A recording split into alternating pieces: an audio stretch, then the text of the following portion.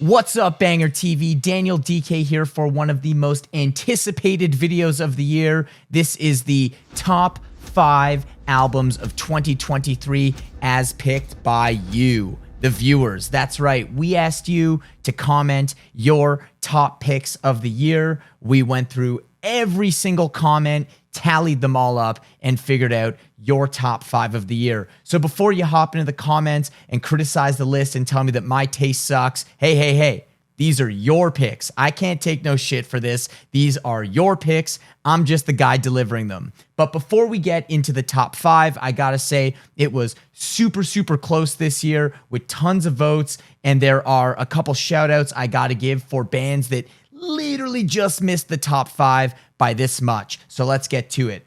Tomb Mold, The Enduring Spirit, good old Canadian death metal, love to see it on the list. Dodheimsgard, Black Medium Current, it's avant-garde black metal from Norway. You'll be shocked to hear I really didn't find anything I liked about this record. Obituary, Dying of Everything, Florida death metal legends. I reviewed this record at the start of the year. Absolutely fucking killer. Ahab, The Coral Tombs, Funeral Doom from Germany, an excellent record. Love to see it getting some love. Dying Fetus, Make Them Beg for Death. OG Baltimore, Kings of Brutality and Grind with a fucking fantastic record this year. Enforced, War Remains, crossover thrash from Richmond, Virginia. Another one I reviewed this year. You know I loved it. And Enslaved, Heimdall, Norwegian Viking, Kings of progressive black metal. These guys simply don't put out a bad record. So those are your honorable mentions, your runner-ups, if you will. Now, let's hop into this year's top 5 records of 2023 as picked by you. Kicking things off at number 5, it's Crypta, Shades of Sorrow.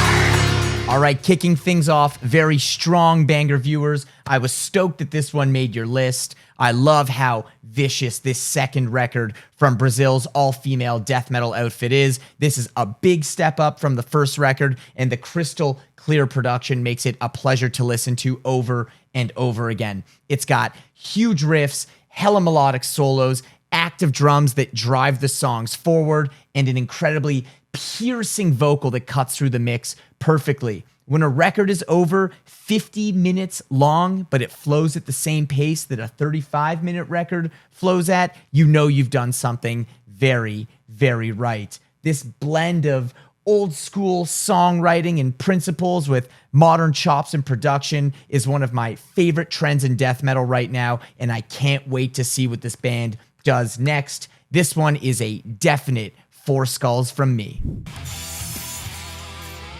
Whoa. Hold the phones. I told you it was a close vote, but I didn't realize it was this close. We have a tie for number 5. Coming in at the second number 5 slot is King Gizzard and the Lizard Wizard. Petrodragonic Apocalypse or Dawn of Eternal Night, an annihilation of planet Earth and the beginning of merciless damnation. Fire and deadly flames and eyes of these rise to the highest skies. So beware, ye witches there, lest thee be spied by dragon black. Show no mercy in his net, with the power of the healing thieves for dead.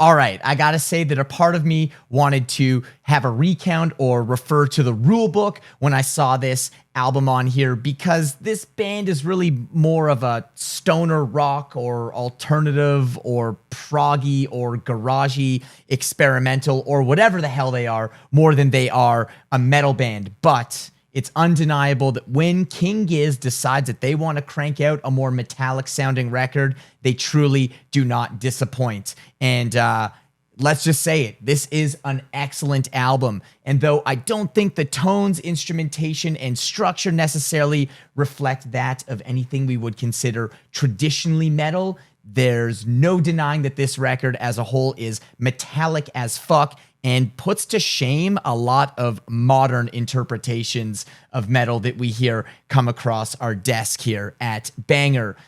It's definitely a fresh and unique take on the type of music that we love, and of course it comes from Australia, because where the hell else could a band like this ever be born aside from Australia? Overall, this record is a stony and thrashy delight to listen to, even if that rhythm guitar tone and drum production is more akin to a fuzzed out psych rock record than it is a metal one. I'm just being nerdy and technical here. Let's stop hair splitting on genres. The record is really fucking cool, and it's an easy 4 skulls from me. All right, with that tie for number 5 out of the way, it's time to move into the number 4 slot. And sitting up there, we've got Horrendous, Ontological Mysterium.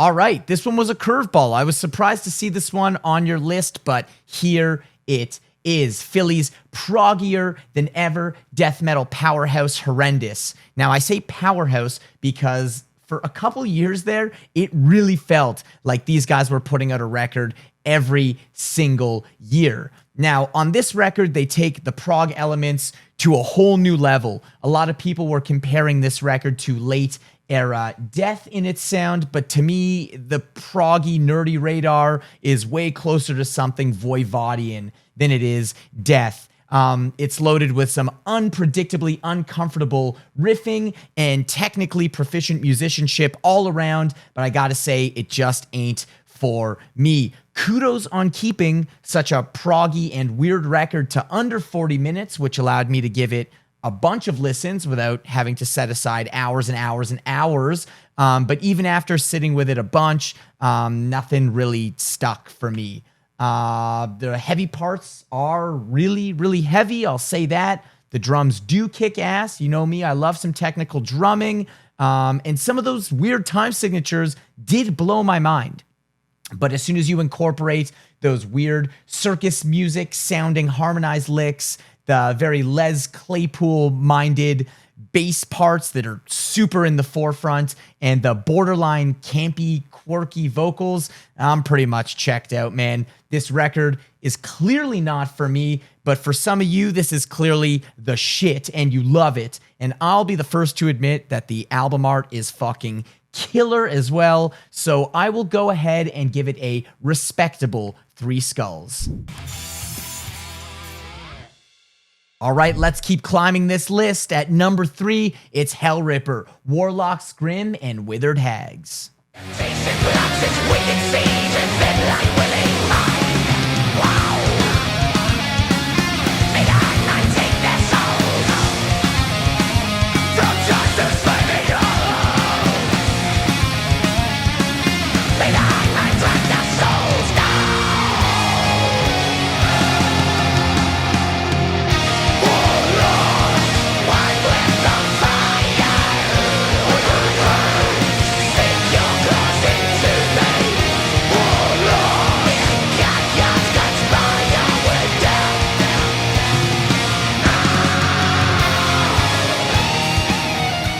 Right, I knew I could count on you guys to include this in the top 5. This is easily one of my favorite modern bands. Hellripper hails from Scotland and is really just one super cool dude named James, composing, recording, playing, and doing basically everything that you hear on the record, aside from playing the bagpipes.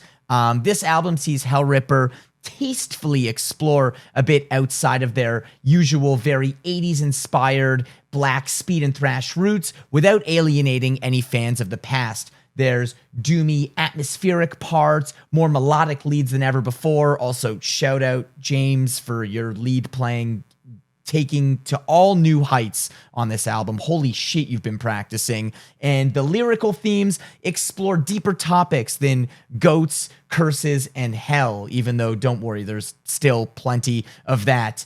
This record isn't a departure from their old sound by any means. I don't want to give you that type of impression. It's a record that just sort of seamlessly manages to incorporate some new sounds while still staying true to, you know, the essence of what Hellripper really is. This album really is a prime example of watching a band grow and refine their sound without losing that original purpose or integrity. I love watching a band grow and mature like that. And I bet anybody who's been a Hellripper fan since the beginning is absolutely stoked on this new record and the new elements that have been introduced by James. This one is an easy 4.5 skulls from me. All hail the GOAT. All right, we're getting closer to the top. We're at number 2, and it belongs to Blackbraid. Blackbraid 2.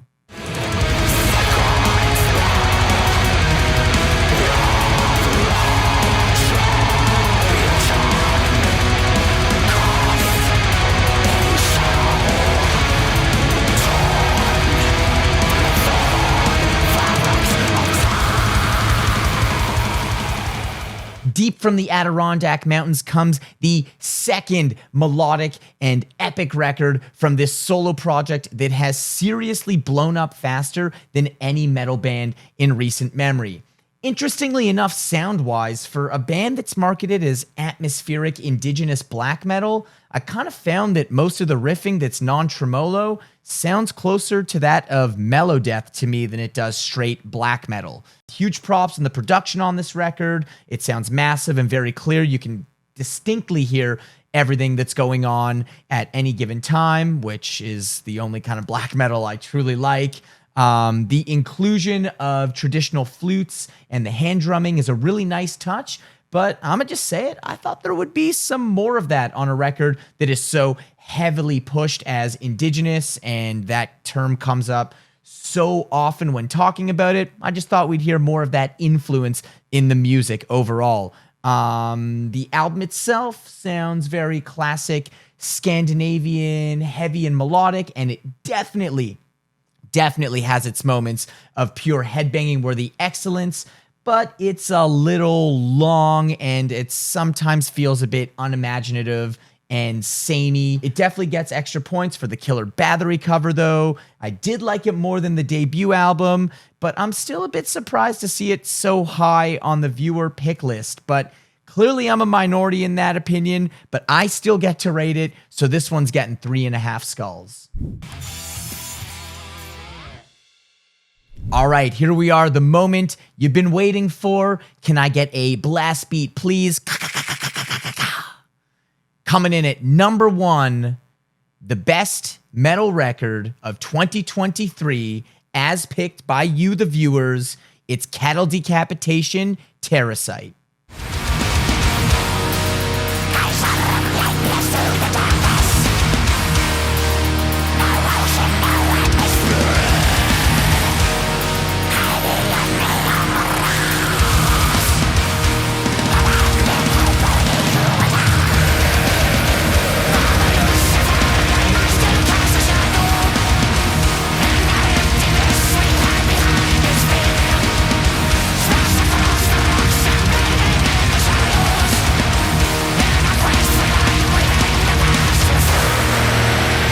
All right, no crazy surprise here. California's proggy, techie, death grind kings have done it again. Terrasite is one of the most hyped and talked about extreme metal records of the year, and once you listen to it, it becomes absolutely clear why. It's crushingly intense. It brings a terrifyingly accurate lyrical theme to life, and it's also perfectly melodic the whole way through without ever compromising its intensity. It's got insane tempo switches that feel supernatural. All of the instrument work is at the highest level of proficiency.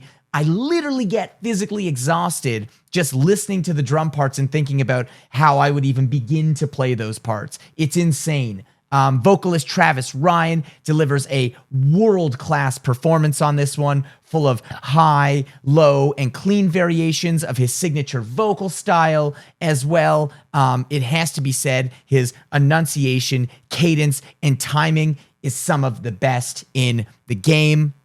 The production is super balanced, and every little element of this record shines in its own spotlight and comes together to create, dare I say, a masterpiece. I saw them live a few weeks back. They played a ton of these new songs live, and somehow it hits even harder in that setting than it did on the record. Great choice, Banger viewers. This record is a solid and easy 4.5 skulls from me. Well, that's it, Banger TV. That is your top 5 albums of the year. That's picked by you, not me. So don't hop in the comments and tell me my taste sucks. If you hated this list, look deep inside of yourself and do better for next year. All kidding aside, I think you guys had an awesome list, and I am super thrilled that we got to talk about some amazing records. 2023 was a kick-ass year full of amazing albums, amazing tours. I'm super looking forward to next year. But before we get to next year, you know what video's coming up. Stay tuned. It's coming soon. The Banger TV hosts top albums of the year. You are not going to want to miss that one. I'll see you there.